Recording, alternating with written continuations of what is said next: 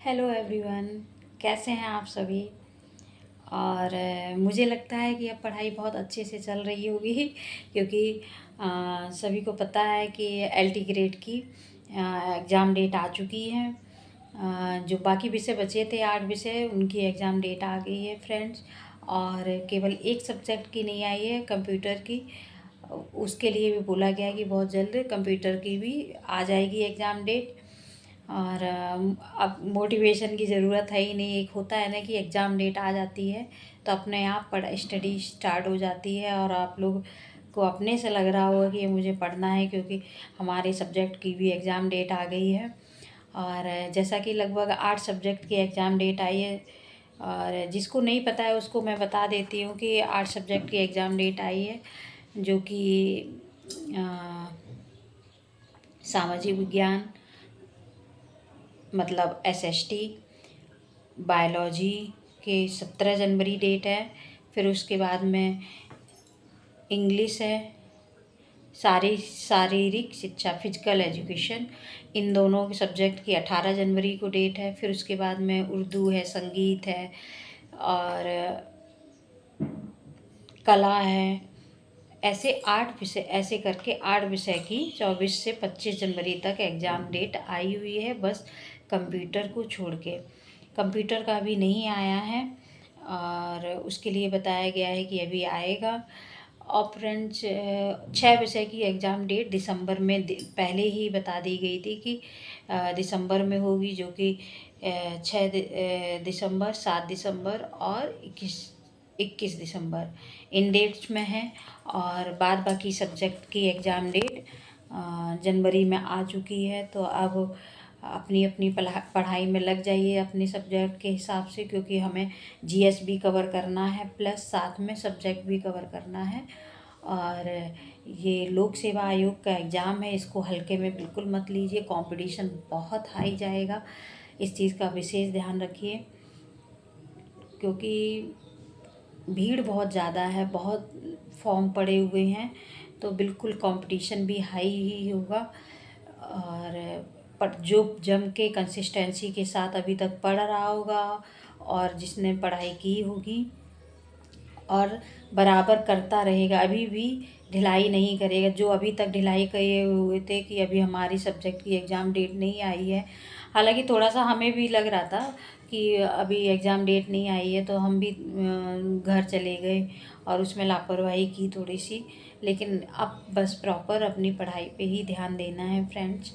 और मैं भी अपनी पढ़ाई पे ही ध्यान दूंगी, आप लोगों को भी यही सजेशन दूंगी कि अपनी पढ़ाई पे ध्यान दीजिए।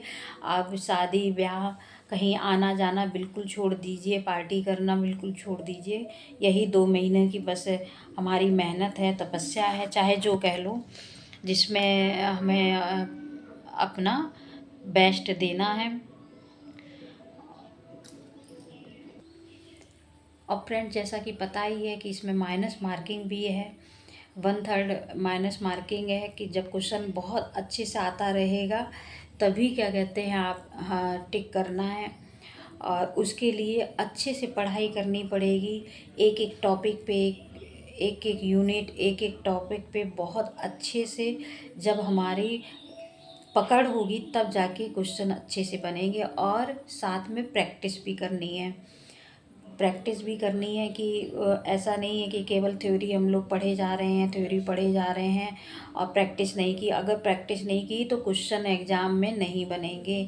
साथ में प्रैक्टिस भी करनी है। अब यूनिट वाइज, टॉपिक वाइज पढ़ाई करनी है, अपना टॉपिक क्लियर करना है, साथ में प्रैक्टिस भी करते रहना है। अपना पूरे दिन का रूटीन बना लीजिए कि कैसे करना है। और मैं भी आपको 1-2 दिन में अपना रूटीन बता दूंगी। अगर उस हिसाब से आप लोगों को चलना है तो उस हिसाब से अपनी स्टडी करिए। और जैसा कि मैंने कल आप लोगों को थोड़ा सा बताया भी था कि मैं एनिमल फिजियोलॉजी से अपना पढ़ाई फिर से स्टार्ट कर रही हूँ, क्योंकि दिवाली में थोड़ा सा डिस्टरबेंस हो गया था। तो वही एनिमल फिजियोलॉजी आज मैं अपना कंप्लीट करूँगी, आज पूरे दिन में। और उसके बाद में आगे का टॉपिक मैं आप लोगों को बता दूंगी कि आज और कल 2 दिन का समय है एनिमल फिजियोलॉजी पढ़ने के लिए। जो भी मेरे साथ में पढ़ना चाहता है वो पढ़ सकता है, या अपने हिसाब से भी आप लोग अपना टारगेट बना सकते हैं कि आप लोगों को जो वीक पॉइंट हो, जो टॉपिक कम तैयार हो, जो पढ़ना हो। मुझे तो ये लगता है जो टॉपिक ज़्यादा पढ़े हो उसको और ज़्यादा बेस्ट कर लो, कि उसमें से एक भी क्वेश्चन अगर आए तो रॉन्ग ना हो। और जो टॉपिक थोड़े से कम तैयार हैं, ऐसा नहीं कि उनको छोड़ना है, उनको भी पढ़ना है। और जैसा कि एक बार मैंने वीडियो में डाला भी था कि कौन कौन से ऐसे टॉपिक हैं जिनसे ज़्यादा क्वेश्चन आ रहे हैं, कौन से ऐसे टॉपिक हैं जिनसे कम क्वेश्चन आ रहे हैं। आप लोग कहेंगे तो मैं फिर से वीडियो में बता दूंगी कि किस टॉपिक, कौन कौन से टॉपिक ज़्यादा इम्पॉर्टेंट है, जिनसे ज़्यादा क्वेश्चन बनते हैं। और फ्रेंड्स लग के अपनी पढ़ाई में लग जाइए, और कमर कस लीजिए बिल्कुल पढ़ाई के लिए। और जिनके कुछ टॉपिक अगर छूटे, वैसे तो जहाँ तक हर किसी का कोर्स कवर ही होगा, बाय चांस अगर किसी का कोर्स नहीं कवर है, कुछ टॉपिक छूट गए हैं या कुछ है, तो फिर ऐसा नहीं कि बस उसको कवर करने में ही लगे रहें, क्योंकि अब इतना समय नहीं बचा है कि टॉपिक आपका केवल कंप्लीट करते रहें, पढ़ाई ना करें। स्टडी थ्योरी पढ़िए और प्लस रिवीजन करिए, प्लस उसके बाद में प्रैक्टिस करिए। उसके बाद में 1 घंटे का समय या 2 घंटे का समय उस टॉपिक को कंप्लीट करने में लगाइए, और 1 घंटा समय, 1 से 1.5 घंटा समय जीएस को भी दीजिए, क्योंकि जीएस भी का भी अपना रोल है। जीएस पे भी ध्यान देना पड़ेगा, तभी कुछ हो पाएगा। ऐसा नहीं है कि हमें जीएस को छोड़ देना है, जीएस को भी पकड़ के चलना है। क्योंकि अगर जीएस में 15 से 20 क्वेश्चन भी हमने सही कर लिए तो वो हमारा अच्छा स्कोर गेन कर देंगे। और जीएस के लिए मैंने कई बार आप लोगों को बताया है कि प्रमोद पाल जीआईसी लेक्चरर करके एक यूट्यूब चैनल है, जिस पे वो सर जीएस की तैयारी, पीवाईक्यू की क्वेश्चन की, जीएस के पीवाईक्यू क्वेश्चन जो हैं यूपीपीएससी के, वो सारे करवा रहे हैं। और जो भी इम्पोर्टेंट चीज़ें हैं टॉपिक वाइज भी करा रहे हैं, तो वो भी जाके देख सकते हैं। और उतना करने में इतना है कि 15 से 20 क्वेश्चन या 22 क्वेश्चन हम अच्छे से कर लेंगे। ऐसा नहीं घुमा फिरा के वहीं से क्वेश्चन पूछे जाते हैं। और बाद बाकी अपने सब्जेक्ट पे फोकस करिए, क्योंकि अब समय नहीं बचा हुआ है। बिल्कुल अपने आप को झोंक दीजिए इसमें कि नहीं, मुझे पढ़ना ही पढ़ना है। और फ्रेंड्स कोई भी अगर आपको डाउट है, कुछ भी क्लियर करना है, कुछ भी पूछना है, तो आप लोग मुझे कमेंट कर सकते हैं, पूछ सकते हैं। मैं आपके सारे डाउट क्लियर करूँगी। हाँ, लेकिन अब ज़्यादा समय नहीं दे पाऊँगी, और 1-2 दिन में मैं अपना टाइम टेबल भी बता दूँगी अपना, जो जिसे मैं खुद भी फॉलो करूँगी। और आप लोग फॉलो करना चाहें, आप लोगों को मेरे अकॉर्डिंग अगर टाइम सेट हो रहा है तो आप लोग भी फॉलो कर सकते हैं, या फिर थोड़ा बहुत उसमें ऊपर नीचे भी कर सकते हैं। तो वो आप देख लीजिए, अपने हिसाब से कर लीजिएगा। और आज का मैंने आप लोगों को टॉपिक बता ही दिया है कि एनिमल फिजियोलॉजी 2 दिन में कंप्लीट कर लेनी है। फिर नेक्स्ट टॉपिक मैं बताऊंगी,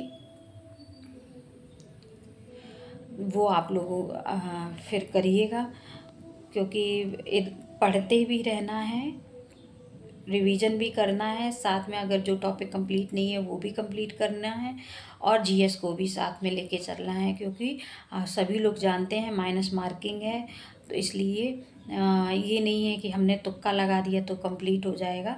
तुक्का नहीं लगा सकते हैं, ना कोई ट्रिक लगा सकते हैं। जब क्वेश्चन आपको अच्छे से आता रहेगा तभी आप कर पाएंगे, नहीं तो अदरवाइज़ क्वेश्चन छोड़ना ही पड़ेगा।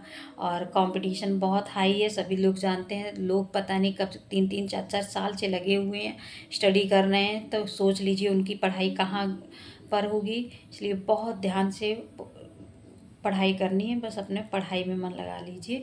अब मोटिवेशन और उसकी बहुत ज़रूरत है ही नहीं, क्योंकि जब एग्ज़ाम डेट आ जाती है तो ऑटोमेटिक ही पढ़ाई में मन लगने लगता है। फिर मन भटकता नहीं है कि अभी एग्ज़ाम डेट नहीं आई है तो अभी क्या पढ़े, क्या ऐसे करे, कुछ भी ऐसा नहीं सोचना पड़ता है, अपने आप ही मन लग जाता है पढ़ाई में। मेरे साथ तो ऐसा ही है कि मैं एग्ज़ाम डेट आ गई है तो फिर कहीं भी मन नहीं लगता है, बस स्टडी में ही मन लगता है। ठीक है फ्रेंड्स, मिलती हूँ आप लोगों से नेक्स्ट ब्लॉग में। और कोई भी डाउट हो तो वो आप लोग मुझसे पूछ सकते हैं। और मेरा ब्लॉग अच्छा लग रहा हो तो मेरे चैनल को लाइक शेयर और सब्सक्राइब करिएगा, क्योंकि आप लोग करते हैं तो मुझे भी मोटिवेशन मिलता है और वीडियो डालने का और अच्छे से बताने का, टारगेट देने का। ठीक है फ्रेंड्स, ओके बाय।